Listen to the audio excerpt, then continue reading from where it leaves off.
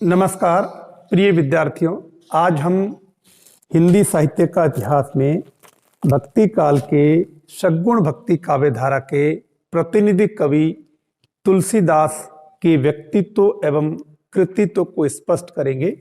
हिंदी साहित्य इतिहास में तुलसीदास का महत्वपूर्ण स्थान है।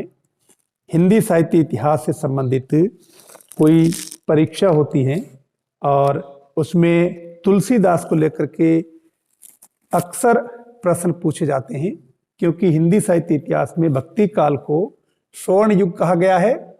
और स्वर्ण युग कहने के पीछे जो आधार है, जो मूल कारण है, वे चार प्रतिनिधि कवि है: कबीर, जायसी, सूरदास और तुलसीदास। तो हम कह सकते हैं कि हिंदी साहित्य इतिहास में भक्ति काल में तुलसीदास का एक महत्वपूर्ण स्थान है। आज हम तुलसीदास के जीवन पर प्रकाश डालेंगे। सबसे पहले तुलसीदास का जन्म कब हुआ, जन्म कहाँ हुआ, आलोचक क्या मत रखते हैं, और फिर तुलसीदास के व्यक्तित्व को लेकर बात करेंगे। तुलसीदास के कृतित्व को लेकर बात करेंगे कि उन्होंने कौन कौन सी रचनाएं लिखी और उन रचनाओं की मुख्य विशेषताएं क्या है और परीक्षा में किस तरह के प्रश्न पूछे जाते हैं। और फिर हम आलोचकों के मत लेंगे कि उन्होंने तुलसीदास को लेकर के क्या कहा है। अब हम बात करते हैं गोस्वामी तुलसीदास की। तुलसीदास का जन्म 1532 ईस्वी में हुआ और उनकी मृत्यु 1623 ईस्वी में बताई जाती है। तुलसीदास के जन्म को लेकर के आलोचक अलग अलग मत रखते हैं। हमने आचार्य शुक्ल को आधार बनाया है। आचार्य शुक्ल तुलसीदास का जन्म राजापुर बताते हैं, कहते हैं कि उनका जन्म राजापुर में हुआ। उसके बाद में नवीन जो खोज हुई, शोध हुए, उनके आधार पर आचार्य हजारी प्रसाद द्विवेदी कहते हैं कि तुलसीदास का जन्म सोरो में हुआ। तो कहने का अर्थ यह है कि उनका जन्म कब हुआ इसे लेकर के भी अलग अलग मत है, और जन्म कहाँ हुआ इसे लेकर के दो बड़े आलोचकों की बात करें तो आचार्य शुक्ल ने राजापुर बताया है और आचार्य हजारी प्रसाद द्विवेदी ने सोरो बताया है।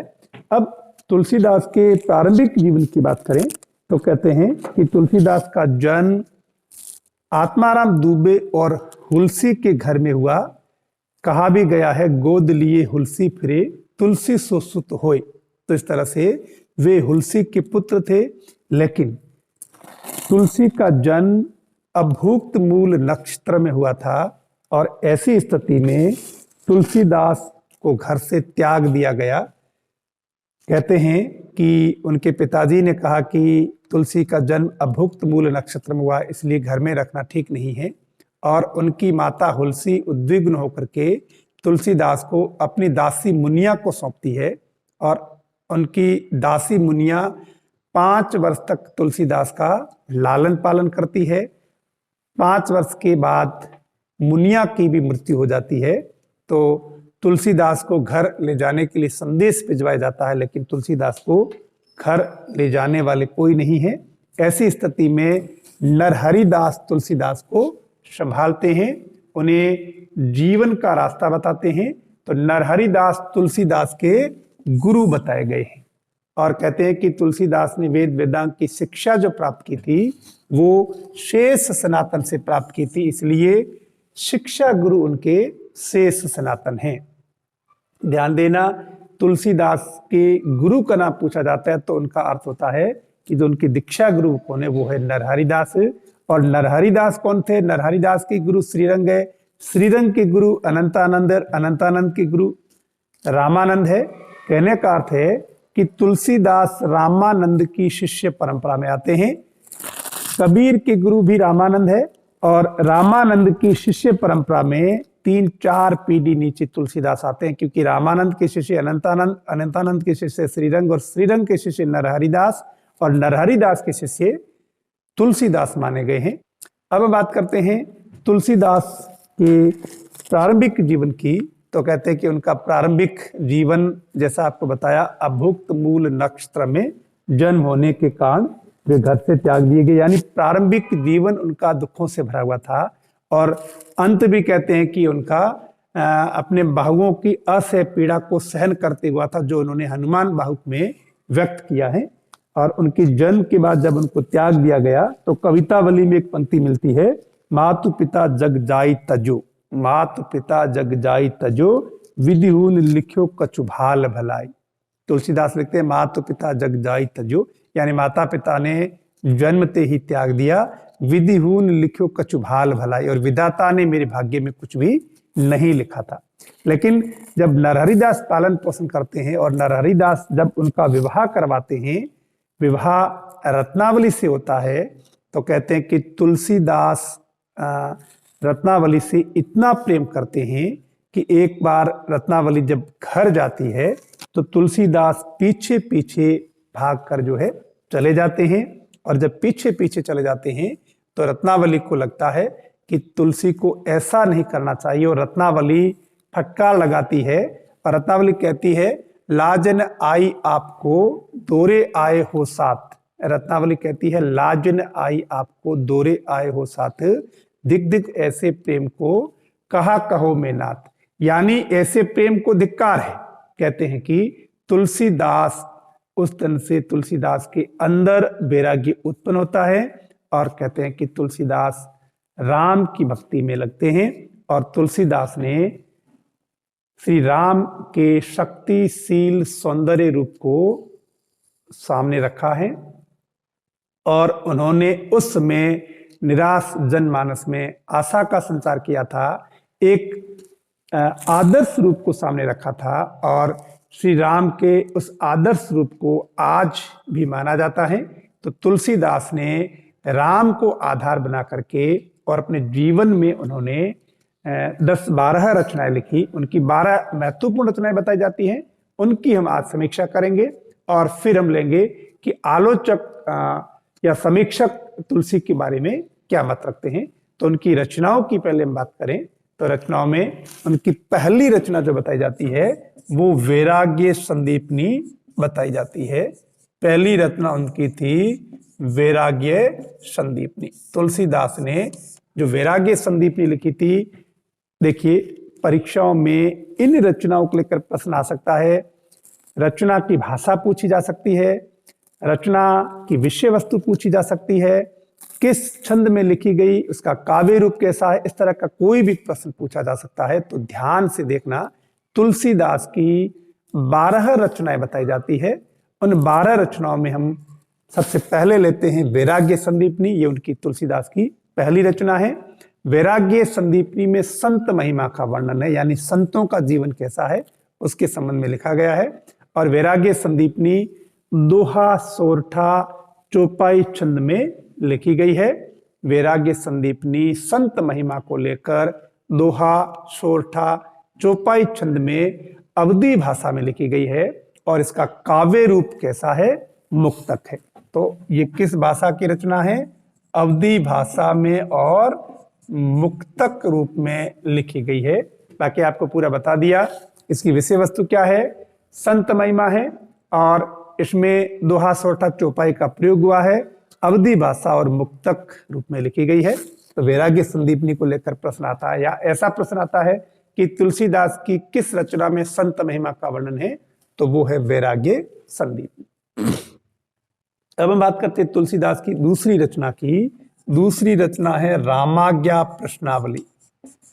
तुलसीदास ने लिखी रामाज्ञा प्रश्नावली। रामाज्ञा प्रश्नावली भी उनकी महत्वपूर्ण रचना। रामाज्ञा प्रश्नावली को ज्योतिष ग्रंथ बताया जाता है। ये प्रश्न कई बार पूछा गया कि तुलसीदास की कौन सी रचना ज्योतिष से संबंध है, तो वो रचना है रामाज्ञा प्रश्नावली। रामाज्ञा प्रश्नावली भी उन्होंने दोहा छंद में लिखी है, ध्यान देना, दोहा छंद में लिखी है। और रामाज्ञा प्रश्नावली भी अवधी भाषा में लिखी गई है, और इसमें ध्यान देना 7 सर्गों में ये लिखी गई है, और प्रत्येक सर्ग में 7 सप्तक है, प्रत्येक सप्तक में 7 दोहे। 7 सर्गों में, 7 सप्तकों में, 7 दोहों में, कहने का अर्थ है इसमें 343 दोहे। ध्यान देना, रामाज्ञा प्रश्नावली में 343 दोहे हैं, और रामाज्ञा प्रश्नावली ज्योतिष ग्रंथ है। 7 सर्गों में लिखा गया है, प्रत्येक सर्ग में 7 सप्तक है, और प्रत्येक सप्तक में 7 दोहे हैं। तो आप 7 को 7 से और फिर उसे 7 से गुणा करते हैं तो 343 आते हैं, और काव्य रूप इसका भी मुक्तक है। तो इस तरह से हमने देखा उनकी रामाज्ञा प्रश्नावली ज्योतिष ग्रंथ है और एक महत्वपूर्ण रचना है रामाज्ञा प्रश्नावली, और दोहा छंद में लिखी गई और 7 सर्गों में है, काव्य रूप मुक्तक और अवधी भाषा में लिखी गई। उनकी तीसरी रचना जो मिलती है वो रचना है राम लल्ला नेच्छू।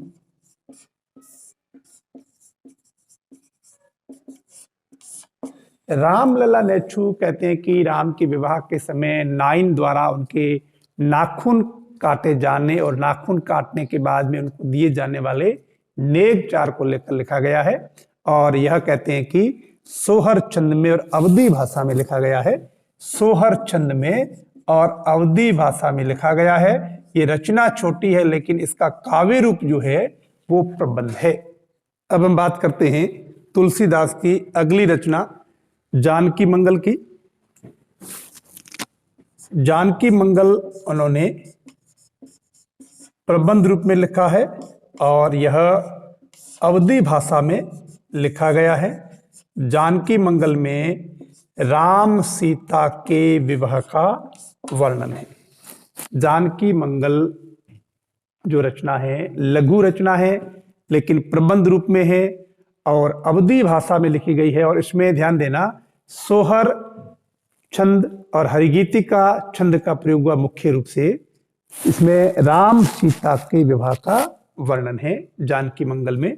और जानकी मंगल के बाद जो उनकी रचना आती है, जो उनकी अति महत्वपूर्ण रचना मानी जाती है, वो है रामचरितमानस। रामचरितमानस उनकी एक महत्वपूर्ण रचना है और उनकी कीर्ति का आधार स्तंभ है। रामचरितमानस को लेकर हम थोड़ा सा विस्तार से बात करेंगे। रामचरितमानस कहते हैं कि 1574 ईस्वी में लिखी थी। कहते हैं कि उनको एक लंबा समय लगा था रामचरितमानस को लेकर के। रामचरितमानस के संबंध में यह भी मिलता है कि ये रचना जो है दो वर्ष से अधिक जो उन्होंने समय लिया था। रामचरितमानस में 2 वर्ष 7 माह और 26 दिनों में उन्होंने लिखा था। रामचरितमानस में तुलसीदास ने श्री राम के शक्तिशील सौंदर्य और मर्यादा पुरुषोत्तम रूप को सामने रखा है। उन्हें एक आदर्श के रूप में सामने रखा है कि उन्हें अपना आदर्श बना करके जो है भारतीय समाज उनसे प्रेरणा ले। इस तरह से उन्होंने रामचरितमानस में तुलसीदास ने श्री राम के लोक मंगल रूप को सामने रखा है, और रामचरितमानस को लोक मंगल की साधनावस्था का काव्य कहते हैं। तुलसी स्वयं को लोक मंगल की साधनावस्था का कवि कहा जाता है, क्योंकि लोक मंगल के आधार पर ही आचार्य रामचंद्र शुक्ल उन्हें हिंदी का जो है एक महत्वपूर्ण कवि मानते हैं। उन्हें भक्त शिरोमणि भी आचार्य शुक्ल कहते हैं। तो रामचरितमानस के संबंध में हम अगर अंदर से जाएं बात करें तो रामचरितमानस में कुल 7 कांड है। 7 कांडों का क्रम भी पूछा जा सकता है। बाल कांड, अयोध्या कांड, अरण्य कांड, किष्किंधा कांड, सुंदर कांड, लंका कांड और उत्तर कांड। ध्यान देना 7 कांड है। बाल कांड, अयोध्या कांड, अरण्य कांड, किष्किंधा कांड, सुंदर कांड, लंका कांड और उत्तर कांड। 6 कांड उन्होंने अयोध्या में लिखे और एक किष्किंधा कांड उन्होंने काशी में लिखा, ऐसा उल्लेख मिलता है। और रामचरितमानस के इन 7 कांडों में अयोध्या कांड के संबंध में कहते हैं कि अयोध्या कांड को आचार्य शुक्ल ने मानस का हृदय स्थल कहा है, क्योंकि यह सबसे महत्वपूर्ण है। अयोध्या कांड को मानस का हृदय स्थल कहा गया है, और अयोध्या कांड के अंदर ही उल्लेखित चित्रकूट सभा को आचार्य शुक्ल एक आध्यात्मिक घटना बताते हैं। तो ये महत्वपूर्ण है। उनके कांडों का क्रम पूछा जा सकता है, कितने कांड है? 7 कांड। ध्यान रखना 6 कांड अयोध्या में लिखे, 1 कांड उन्होंने काशी में लिखा है, और उनमें से एक अयोध्या कांड के संबंध में आचार्य शुक्ल कहते हैं कि वो मानस का हृदय स्थल है, और अयोध्या कांड में ही उल्लेखित चित्रकूट सभा को उन्होंने एक आध्यात्मिक घटना बताया है। अब हम बात करते हैं तुलसीदास के रामचरित मानस की भाषा की बात करें तो वो अवधी भाषा में लिखा गया है। ध्यान देना, उनकी अवधि संस्कृत निष्ठ अवधि है, परिनिष्ठित अवधि है, और उन्होंने चौपाई दोहा शैली में लिखा है। चौपाई दोहा शैली में लिखा है। 8 अर्धालियों के बाद एक दोहा आया है। 8 अर्धालियों के बाद एक दोहा आया है। तो इसकी भाषा की बात करें तो क्या है? अवधी भाषा है। और काव्य रूप की बात करें तो रामचरितमानस प्रबंध रूप में लिखा गया है। ध्यान देना, पिछली बार एक प्रश्न आया था कि जायसी ने तुलसीदास के अनुकरण पर पद्मावत लिखा। तो ध्यान देना, जायसी के पद्मावत में भी चौपाई दोहा शैली का प्रयोग हुआ है, जहां पद्मावत में 7 अर्धालियों के बाद एक दोहा आया है। वहीं तुलसीदास के रामचरितमानस में भी चौपाई दोहा छंद का प्रयोग हुआ, लेकिन यहाँ 8 अर्धालियों के बाद एक दोहा आया है। लेकिन ध्यान ये देना है कि जायसी का पद्मावत 1540 में लिखा गया था और तुलसीदास का रामचरितमानस 1574 में लिखा गया है। तो स्वाभाविक है कि जायसी ने तुलसीदास के अनुकरण पर नहीं लिखा, क्योंकि वो बहुत पहले लिखा गया है। ऐसा प्रश्न अगर आता है कि उन्होंने तुलसीदास ने जायसी के अनुकरण पर लिखा तो वो ठीक है, लेकिन जायसी ने उनके अनुकरण पर लिखा वो ठीक नहीं है। और भाषा की बात करें तो जायसी के पद्मावत में ठेठ अवधी भाषा का प्रयोग हुआ है और तुलसीदास के रामचरितमानस में परिनिष्ठित या संस्कृत निष्ठ अवधि का प्रयोग हुआ है। तो इस तरह से हम देख सकते हैं कि उनका रामचरितमानस जो है एक महत्वपूर्ण ग्रंथ है हिंदी साहित्य इतिहास में भक्ति काल में, और उनकी कीर्ति का आधार स्तंभ भी बताया जाता है। और रामचरितमानस के बाद में तुलसीदास की अगली रचना है पार्वती मंगल। पार्वती मंगल भी एक लघु ग्रंथ है, एक छोटी रचना है पार्वती मंगल। वही पार्वती मंगल भी अवधी भाषा में लिखा गया है और पार्वती मंगल का काव्य रूप प्रबंध है। ध्यान देना, जानकी मंगल, पार्वती मंगल। जानकी मंगल में राम सीता विवाह का वर्णन, पार्वती मंगल में शिव पार्वती विवाह का वर्णन। जानकी मंगल अवधि में प्रबंध में, पार्वती मंगल भी अवधि में प्रबंध में। जानकी मंगल में सोहर और हरिगीति का छंद का प्रयोग हुआ है, पार्वती मंगल में भी सोहर और हरिगीति का छंद का प्रयोग हुआ है। और जानकी मंगल में 216 छंद है और पार्वती मंगल जो है उससे भी छोटी रचना है, इसमें 164 छंदों का प्रयोग हुआ है। और रामचरितमानस की बात करें तो उसमें 1074 छंदों में लिखा गया है। तो इस तरह से हमने उनकी 6 रचनाएं ली। अब हम पीछे की जो उनकी 6 रचनाएं हैं उसकी बात करेंगे। उनकी पार्वती मंगल के बाद में जो रचना आती है वो है कृष्ण गीतावली। ये रचना आपको जो है कंफ्यूज कर सकती है। कृष्ण गीतावली, ये पूछा जाता है कि कृष्ण गीतावली के रचनाकार कौन है। विकल्प में सूरदास भी है, तुलसीदास भी है, नंददास है और कोई नाम होगा। तो ध्यान देना, कई जो गहराई में नहीं पढ़ते हैं वे कृष्ण गीतावली को सूरदास की रचना मान लेते हैं। ध्यान देना, तुलसीदास राम भक्त कवि है, लेकिन उन्होंने कृष्ण को आधार बना करके भी लिखा है। उनकी कृष्ण गीतावली रचना महत्वपूर्ण है, जो ब्रिज भाषा में लिखी गई है और ब्रिज भाषा के साथ इसका काव्य रूप जो है वो मुक्तक रूप है। कृष्ण गीतावली एक लघु रचना है, 61 पदों में लिखी गई है, गेय पदेश में, और कृष्ण गीतावली ब्रिज भाषा में लिखी गई और इसका काव्य रूप मुक्तक है। कृष्ण गीतावली के बाद में उन्होंने सूरदास के अनुकरण पर एक रचना और लिखी, गीतावली। गीतावली भी ब्रिज भाषा में लिखी गई है और काव्य रूप इसका भी मुक्तक है और यह भी पद शैली में लिखी गई है, गेयात्मक है। और कहते हैं कि इसमें गीतावली में 328 पदों का प्रयोग हुआ है। तो इस तरह से उनकी गीतावली ब्रिज भाषा में मुक्तक रूप में लिखी गई 328 पदों में। और उसके बाद में जो उनकी रचना आती है वो रचना है उनकी विनय पत्रिका। विनय पत्रिका उनकी एक महत्वपूर्ण रचना है। विनय पत्रिका भी ब्रिज भाषा में है और काव्य रूप इसका भी मुक्तक है। देखिए, रामचरितमानस के बाद में उनकी जो महत्वपूर्ण रचनाएं हैं उनमें विनय पत्रिका, कवितावली का नाम लिया जाता है। विनय पत्रिका में तुलसी का आत्मनिवेदन है श्री राम के प्रति।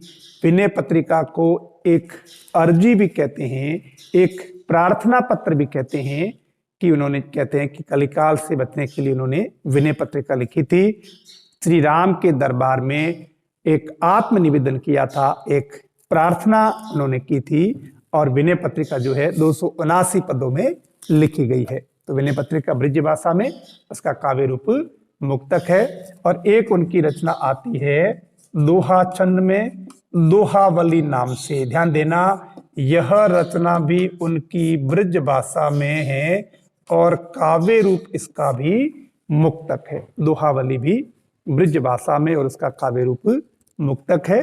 ये रचना भी महत्वपूर्ण है। और उसके बाद में उन्होंने एक रचना लिखी थी बरवे रामायण, रहीम के कहने पर। और बरवे रामायण उनकी रचना फिर अवधि में है।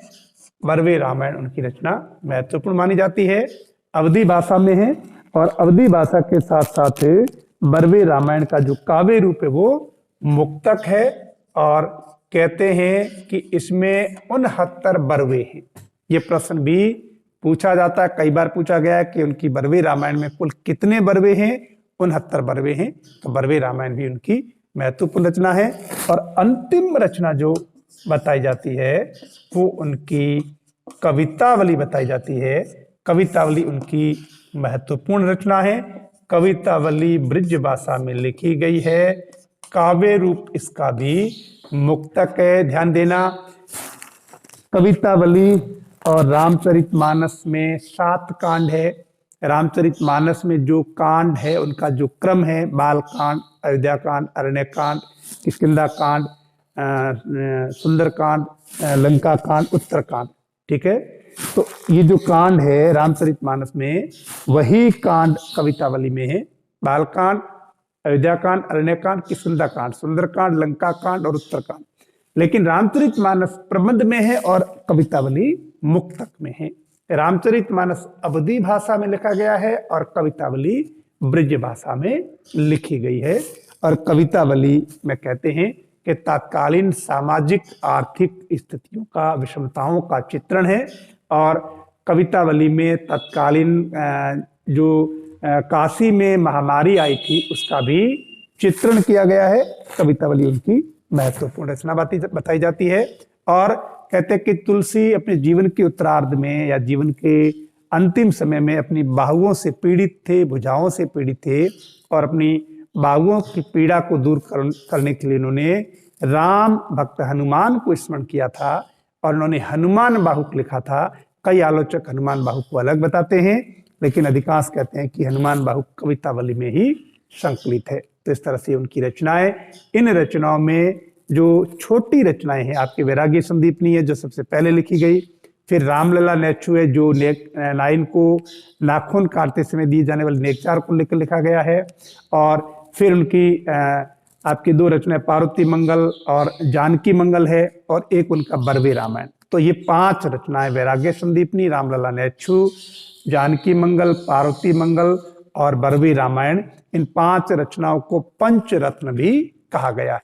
अब हम बात करते हैं तुलसीदास को लेकर आलोचकों की टिप्पणियों की।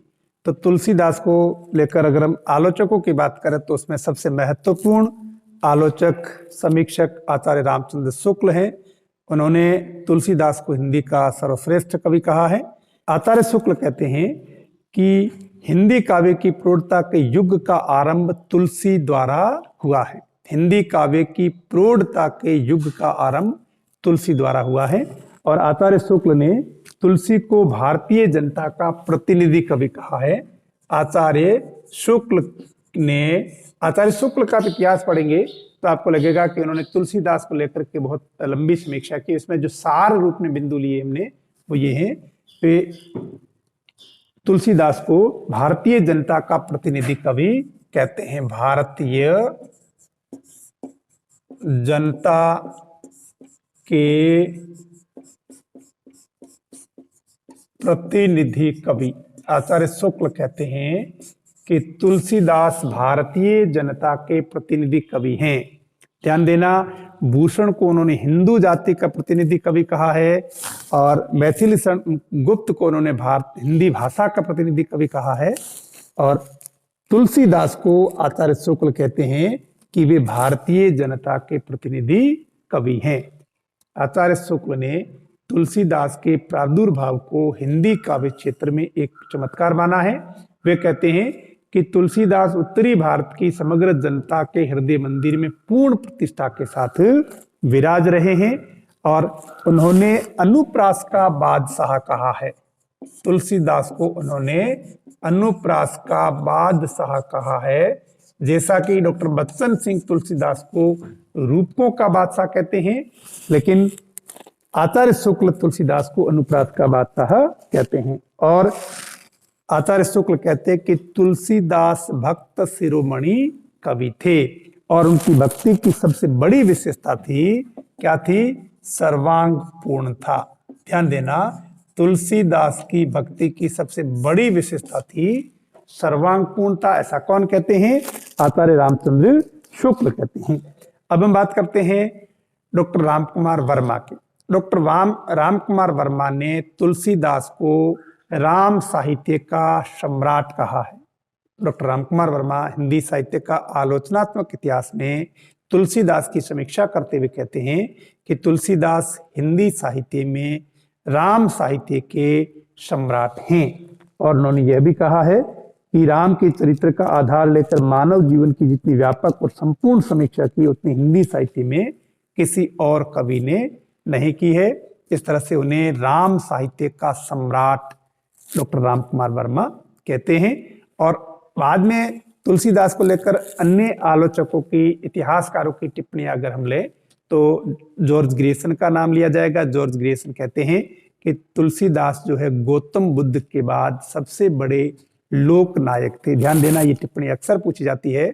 आचार्य हजारी प्रसाद द्विवेदी ने क्या कहा है? आचार्य हजारी प्रसाद द्विवेदी ने कहा है कि तुलसीदास का काव्य समन्वय की विराट चेष्टा है। और उन्होंने समन्वय भावना के आधार पर तुलसीदास को भारतवर्ष का लोकनायक बताया है। लेकिन जॉर्ज ग्रेसन ने गौतम बुद्ध से तुलना करते हुए भारत का लोकनायक तुलसी को बताया है। तो ध्यान देना, जॉर्ज ग्रेसन कहते हैं कि गौतम बुद्ध के बाद सबसे बड़े लोकनायक तुलसीदास है। और आचार्य हजारी प्रसाद द्विवेदी कहते हैं कि तुलसीदास का काव्य समन्वय की विराट चेष्टा है। और वे कहते हैं कि समन्वय भावना के आधार पर तुलसीदास भारतवर्ष के लोक नायक है। और उसके बाद में डॉक्टर नगेंद्र ने कहा है कि तुलसी की रचनाओं में भाव वैविध्य है और भाव वैविध्य के आधार पर हिंदी के भी उत्कृष्ट कवि है। रामविलास शर्मा ने उनको हिंदी का जातीय कवि कहा है। यह भी प्रश्न पूछा जाता है। रामविलास शर्मा मार्क्सवादी आलोचक है, तुलसीदास को हिंदी का जातीय कवि कहते हैं। तो नाभादास तुलसीदास को कलिकाल का वाल्मीकि कहते हैं। अमृतलाल नागर ने तुलसीदास के जीवन को केंद्र में रखकर एक उपन्यास लिखा है, मानस का हंस। ये एक महत्वपूर्ण रचना है, मानस का हंस कहा है। तो हिंदी साहित्य का दूसरा इतिहास में बच्चन सिंह ने तुलसीदास को रूपकों का बादशाह कहा है। और विजेंद्र स्नातक कहते हैं कि तुलसीदास हिंदी कविता कानन के सबसे बड़े वृक्ष हैं। और तुलसीदास के जीवन पर अगर हम बात कहें तो वेणी माधव दास जो उनके शिष्य थे, उन्होंने मूल गोसाई चरित नाम से रचना लिखी है। और तुलसीदास को केंद्र में रखकर अनेक रचनाएं बाद में आई है। तो इस तरह से हमने देखा हिंदी साहित्य इतिहास में भक्ति काल में सद्गुण भक्ति काव्य धारा में राम काव्य परंपरा के प्रतिनिधि कवि तुलसीदास है। हमने उनकी जन्म का उल्लेख किया, 1532 में उनका जन्म हुआ। नरहरि दास उनके गुरु है। आत्माराम दुबीर हुलसी के घर उनका जन्म हुआ, लेकिन रत्नावली की फटकार के बाद वे राम भक्ति करने लगे। और राम भक्ति में हमने उनकी रचनाओं का उल्लेख किया। रामचरितमानस सर्वश्रेष्ठ रचना बताई जाती है, लेकिन उनकी 12 रचनाओं के संबंध में हमने बात की। वैराग्य संदीपनी से कवितावली तक हमने जो है सभी रचनाओं की क्रमवार समीक्षा की। फिर हमने तुलसीदास को लेकर जो आलोचकों की टिप्पणियां हैं उन पर बात की, जैसे कि आचार्य शुक्ल की वो भारतीय जनता के प्रतिनिधि कवि है, या अनुप्रास के बादशाह है, या उनकी भक्ति की सबसे बड़ी विशेषता सर्वांग पूर्णता, इस तरह के प्रश्न पूछे जाते हैं। रामविलास शर्मा उन्हें हिंदी का जातीय कवि कहते हैं। रामकुमार वर्मा उन्हें राम साहित्य का सम्राट कहते हैं। तो इस तरह से हिंदी साहित्य के इतिहास में गोस्वामी तुलसीदास का एक महत्वपूर्ण स्थान है। आप इसे अच्छी तरह से तैयार करें। धन्यवाद।